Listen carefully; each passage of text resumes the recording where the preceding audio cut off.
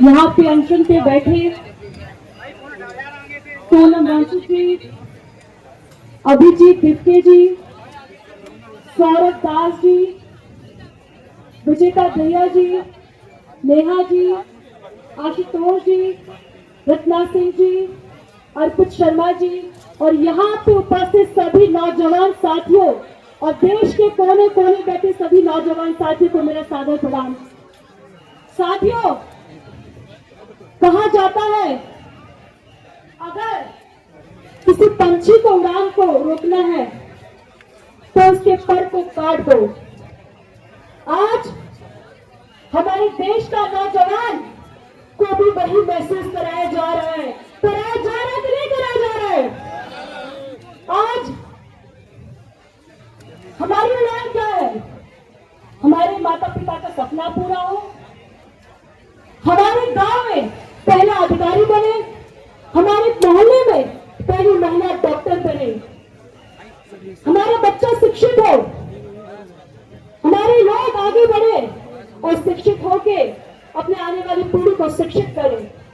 लेकिन जब वही छात्र के सामने बार बार पेपर लीक हो जाता है, सालों की मेहनत खराब हो जाती है, एक वो छात्र जो दिन रात लगन से ईमानदारी से पढ़ाई करता है और दूसरी का तो धोखाधड़ी करता है, तो दोनों लोग को एक लाइन में खड़ा कर दिया जाए, ये नुकसान केवल परीक्षा का नहीं है, ये नुकसान इससे बड़ा हमारे सम्मान का है, हमारी विश्वास जो टूटता है।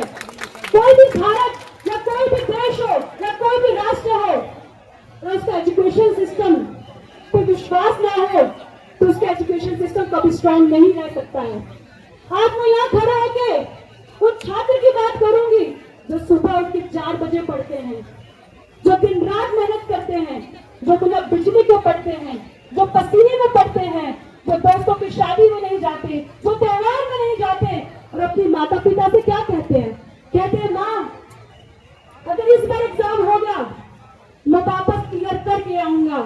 लेकिन जो वही एग्जाम और वही परीक्षा विवादित में चला जाए तो हर एक युवा के मुंह से बात निकलती है कि हमारी मेहनत की क्या कीमत है। ये आज मैं नौजवान कह रहा है। आज मैं केवल परीक्षा की बात नहीं कर रही हूँ, आज मैं उस विश्वास की बात कर रही हूँ जिस पर लाखों परिवार टिका है। एक हमारा किसान भाई जो दिन रात किसानी करता है, एक हमारा मजदूर भाई जो दिन रात पसीना बहाता है, और एक वो माँ जो खर्च नहीं करती है, और वो पिता जो अपने सपने पूरे नहीं करता था कि उसके बच्चे पढ़ लिख के आगे बढ़ सके, जो उसी के बच्चों के सामने बार बार पेपर रद्द हो जाता है। सोचिए उस घर का क्या माहौल होता होगा, वो परिवार टूट जाता है। जब परीक्षा लीक होता है तो छात्र का परिवार, सिर्फ छात्र नहीं टूटता है, पूरा परिवार टूट जाता है। शिक्षा केवल डिग्री नहीं देती, शिक्षा हमें मान सम्मान देता है, शिक्षा हमें बराबरी का हक देता है, शिक्षा हमें रास्ता दिखाता है। हमारे कॉन्स्टिट्यूशन में, हमारे संविधान में इक्वल अपॉर्चुनिटी दिया गया है। इक्वल अपॉर्चुनिटी का मतलब ये नहीं है कि परीक्षा करा देना, परीक्षा के साथ साथ ट्रांसपेरेंसी भी होना चाहिए, अकाउंटेबिलिटी भी होना चाहिए और फेयर कंपटीशन भी होना चाहिए। आज मैं यहाँ खड़ी हूँ, लाखों युवाओं की आवाज आ रही है मेरे कानों तक कि हमें विशेष सुविधा नहीं चाहिए, हमें निष्पक्ष हमें अवसर चाहिए। वो निष्पक्ष अवसर हमें नहीं मिल रहा है। सरकार आएगी, सरकार जाएगी, कुर्सी सरकार कभी एक व्यक्ति की नहीं हो सकती। अगर इस देश में कुछ परमानेंट है तो जनता है और युवा है, और जो सरकार लगातार आपके सपने को कुचलने का काम कर रही है, जनता हिसाब किताब लेगी इनका। मैं आपके बीच में खड़ी हूँ, मैं कहूंगी ताज और तख्त सदा किसी के नहीं रहते, वक्त फैसला कभी जैसे नहीं होते। जनता उखाड़ देती है ऐसे लोगों को जो अपनी जुबान के पक्के नहीं होते। आज हम यहाँ पे निराशा नहीं आशा की बात करने आए हैं। आज हम हार नहीं हौसलों की बात करने आए हैं। आज हम डर नहीं विश्वास की बात करने आए हैं। और जब युवा मन बना लेता है इतिहास गवाह है तो देश को बदल के रख देता है, याद रखिए। आप तो यहाँ खड़े होके चाहे उत्तर प्रदेश हो चाहे बिहार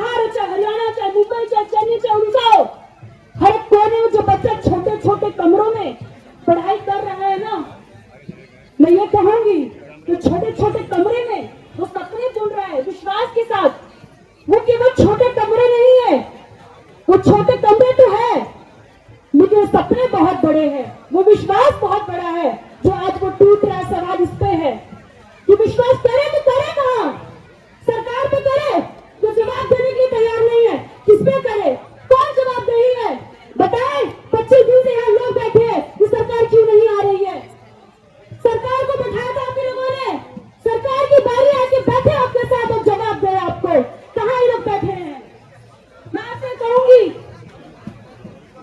सोनम मांझी जी, मैं आपको प्रणाम करती हूँ, आपको पैर छूती यहीं से कि आपने अपना जीवन दूसरों के लिए दिया है। आपने लद्दाख में, पहाड़ों में, पानियों के लिए, बच्चों के लिए आवाज उठाई है। और आज भाई थका हरा शरीर लेके आप यहाँ बैठे हैं आपके भविष्य के लिए। यहाँ पे आपको भी बैठना चाहिए। उनको पेपर नहीं देना, पेपर आपको देना है। इनका शरीर थक सकता है, इनका शरीर थक सकता है, लेकिन ये और इनकी नीयत कभी थक नहीं सकती है। इनके कभी इरादा नहीं थक सकता है। हम सबको कर्तव्य बनता है।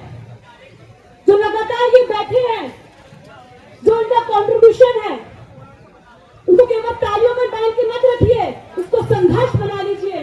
संघर्ष के साथ आगे बढ़िए तो हम मानेंगे इनका यहाँ बैठना सफल हुआ है। जब तक सांस है यहाँ पे, तब तक आस है। सोनम सर आप अकेले यहाँ पे नहीं, आपके साथ पूरी जनता है यहाँ पे। हर साल पेपर लीक हो जाता है, हर साल प्रश्न उठता है, हर सवाल नए वादे आते हैं, हर साल बाद ये कुछ न कुछ बातें बोल के चले जाते हैं। गलती एक बार होती है तो उसे हादसा कहा जाता है, अगर गलती बार बार हो तो उसे नियत कहते हैं। आज वो नियत आप लोग पहचान गए हैं, आज वो नियत युवा भी देख रही है और वो नियत जनता याद रखेगी। याद रखना, मैं कहूंगी आप अकेले नहीं है, आपके साथ पूरा युवा देश है आपके साथ। अगर हर साल पेपर लीक होता है, भर्तियां रद्द होती है, अगर कोई कमी नहीं है तो कमी कैसे हो रही है? अगर कोई सिस्टम में खराबी तो पेपर लीक कैसे हो रहा है? और कोई जिम्मेदार नहीं है तो लाखों बच्चे परेशान क्यों हैं? अगर कोई जिम्मेदार नहीं है तो यहाँ लोग क्यों घूम रहे हैं? सवाल सरकार पे उठता है। ये कैसा अपराध है? ये कैसा अपराध है जहाँ अपराध तो हो रहा है लेकिन कोई अपराधी नहीं है यहाँ पे? ये सवाल उठता है। और कब तक सरकार जवाब देती रहेगी और कब तक जांच पे जांच होते रहेंगे? ये जांच कब तक होगी? कि किसी और बच्चे का वेट करेंगे कि कोई बच्चा अपना जिंदगी से हार मान ले? ये आज युवा जो लोग जितने यहाँ बैठे हैं, ये आपके भविष्य की बात हो रही है। आप देश का भविष्य है। आप उसी भविष्य को ये लोग नकार रहे, जनता इनको भी नकार देगी। एक बार याद रखिएगा। मैं कॉकरोच शब्द को कहना चाहूंगी। कुछ लोगों ने कॉकरोच शब्द को अपमान कहा होगा, लेकिन उसी कॉकरोच शब्द को यहाँ के युवा ने सम्मान दे दिया है। इतिहास गवाह है, जिस व्यक्ति को लोग कमजोर समझते हैं वही बदलाव की बड़ी ताकत बन जाता है। तो बार बार कुछ लोग हम बार बार खड़े होकर देखते रहना। आप लोग देश की बड़ी संपत्ति खजाना नहीं होती है, इस देश का युवा होता है। और जब युवा बार बार रोने लगे तो देश बीमार हो जाता है। याद रखिए। मैं आपसे संकल्प लेती हूँ कि आपको गुस्सा दिखाना है, नफरत नहीं दिखाना है। आपको यहाँ पे आवाज उठानी है, हिंसा नहीं दिखाना है, क्योंकि आपकी हमारी ताकत यही है कि हम सही और सही रास्ते पर चल रहे हैं। मैं आपसे ये भी कहूंगी कि इनको जवाब देना है कि जो सपनों को बेच रहे हैं उनसे ज्यादा मजबूत जो सपनों के लिए लड़ रहे हैं वो मजबूत होते हैं।